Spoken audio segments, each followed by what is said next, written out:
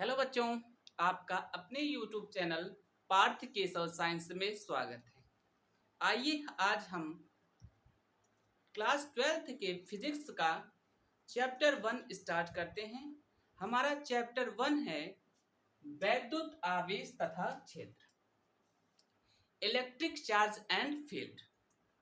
देखिए, इसमें हम सबसे पहले पदार्थों का जानेंगे कि वैद्युत के आधार पर पदार्थ कितने प्रकार के होते हैं। तो यहाँ पर हम पदार्थों का वर्गीकरण करेंगे। सबसे पहले पदार्थों का वर्गीकरण। देखिए, वैद्युत के आधार पर पदार्थ चार प्रकार के पाए जाते हैं। पहला कुचालक, सुचालक और सेमी कंडक्टर, जिसको अर्धचालक बोलते हैं, और परावैद्युत। कितने प्रकार के पाए जाते हैं? वैद्युत के आधार पर पदार्थ निम्न प्रकार से पाए जाते हैं। प्रकार के पाए जाते हैं। कौन कौन से? पहला सुचालक, जिसको कंडक्टर बोलते हैं। दूसरा आपका कुचालक, जिसको इंसुलेटर बोलते हैं। तीसरा अर्धचालक,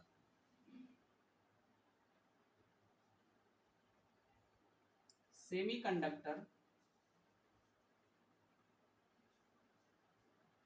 और चौथा आपका परावैद्युत, परावैद्युत, जिसको डाइलेक्ट्रिक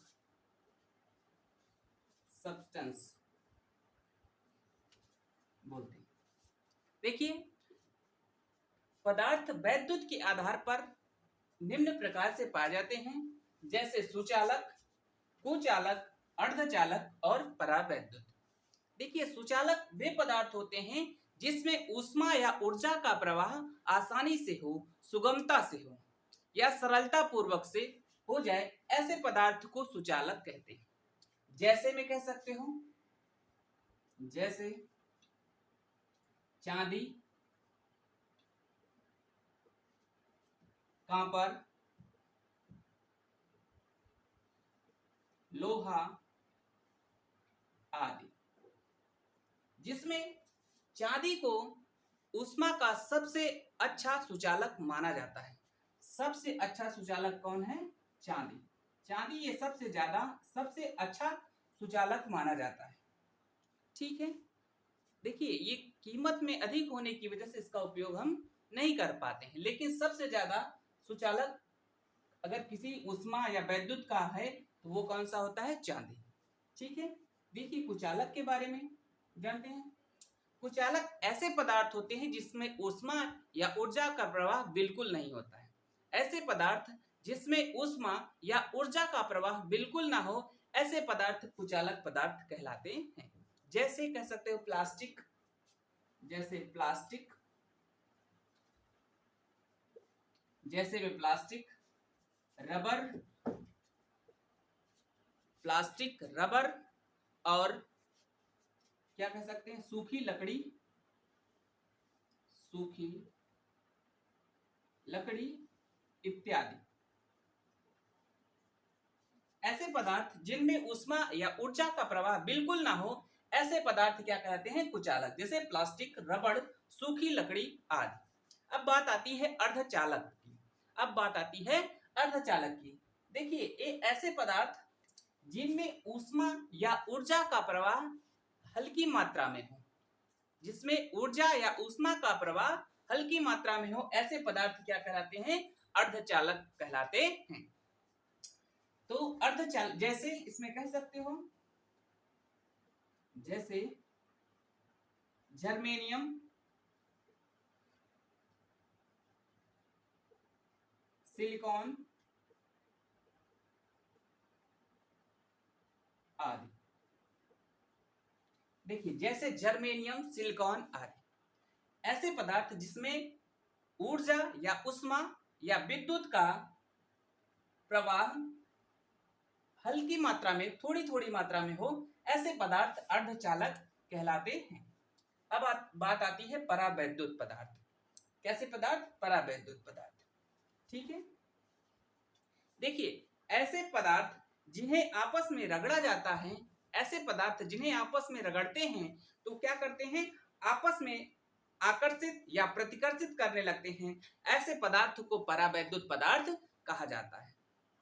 ऐसे दो पदार्थ जैसे हम लोग क्या करते हैं, एक कंघी और बाल में रगड़ते हैं तो छोटे छोटे कागज के टुकड़ों के पास ले जाते हैं तो वो क्या करते हैं? अपनी ओर आकर्षित करने लगते हैं। तो इस प्रकार के पदार्थ क्या कहलाते हैं? परावैद्युत पदार्थ कहलाते हैं। तथा उनके नियतांकों को परावैद्युत नियतांक कहा जाता है और उसको किसे से प्रदर्शित किया जाता है?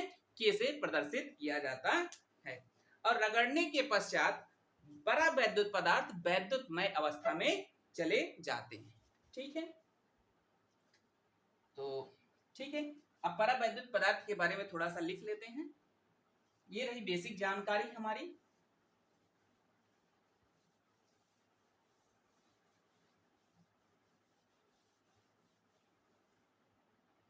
परावैद्युत पदार्थ, परावैद्युत पदार्थ, डाइलेक्ट्रिक सब्सटेंस, ऐसे पदार्थ जिन्हें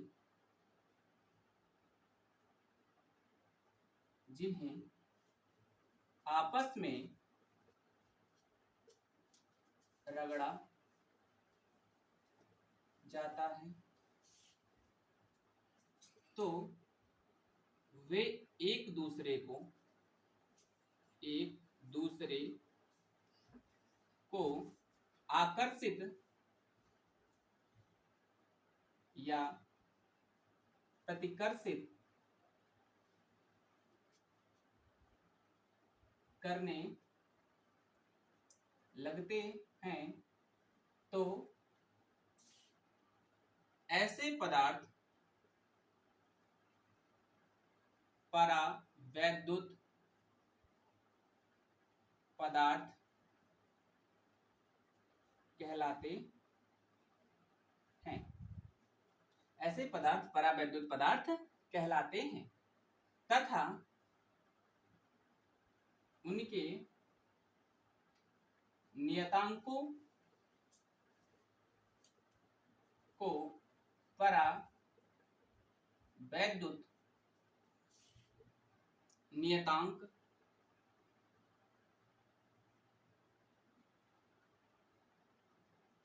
कहा जाता है, जिसे के से प्रदर्शित किया जाता है। देखिए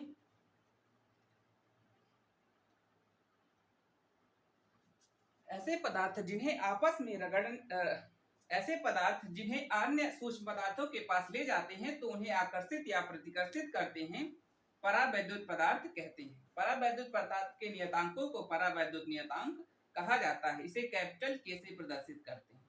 रगड़ने के पश्चात परावैद्युत पदार्थ, रगड़ने के पश्चात परावैद्युत पदार्थ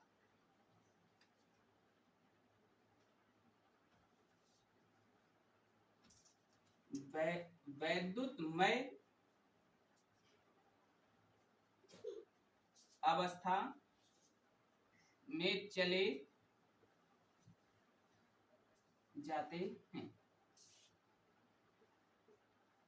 ठीक है, ऐसे पदार्थ जिन्हें आपस में रगड़ा जाता है तो वे एक दूसरे को क्या करते हैं? आकर्षित या प्रतिकर्षित करने लगते हैं।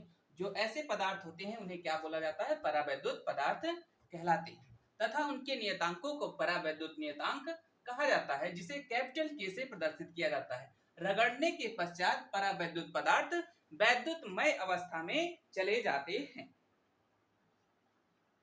अब देखिए, नोट, एक पॉइंट नोट कर लीजिए।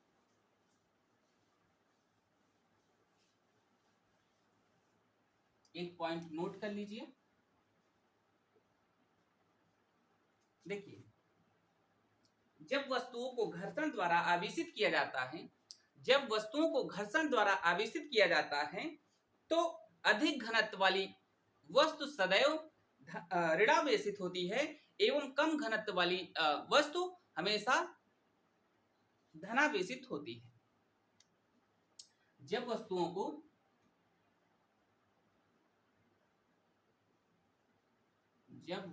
को घर्षण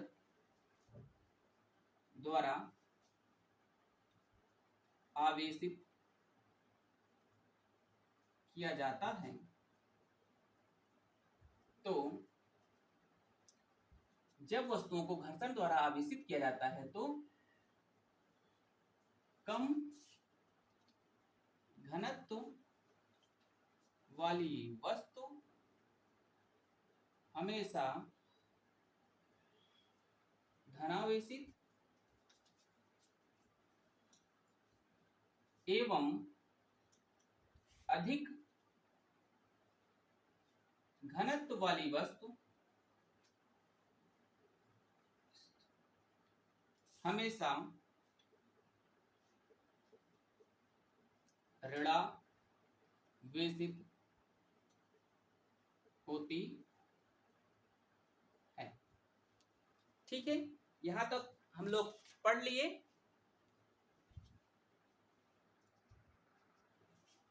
अब हमारी बात आती है कि हमारा यूनिट, इस यूनिट नंबर 1, यूनिट नंबर 1 में स्थिर वैद्युतिकी, यूनिट हमारी 1 है स्थिर वैद्युतिकी।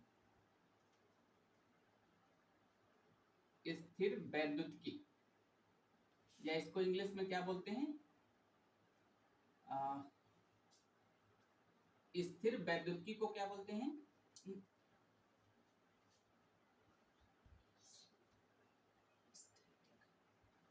Electric static.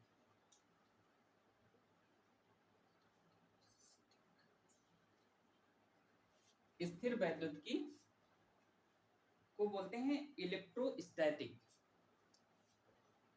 इलेक्ट्रोस्टैटिक। देखिए, स्थिर वैद्युतिकी को नाम से ही पता चल रहा है, स्थिर का मतलब रुका हुआ, और वैद्युतिकी का मतलब होता है आवेश, यानी कि रुका हुए आवेश। इस यूनिट में हम रुके हुए आवेश के बारे में पढ़ेंगे, या इसको भी 2 भाग में करेंगे, इलेक्ट्रो और स्टैटिक प्लस स्टैटिक। इलेक्ट्रो का मतलब आवेश होता है और स्टैटिक का मतलब स्थिर या रुका हुआ। तो इस यूनिट में रुके हुए आवेश के बारे में पढ़ेंगे, इस पूरे यूनिट में रुके हुए आवेश के बारे में पढ़ेंगे। तो स्थिर वैद्युतिकी की डिफिनीशन या परिभाषा, विज्ञान की वह शाखा जिसके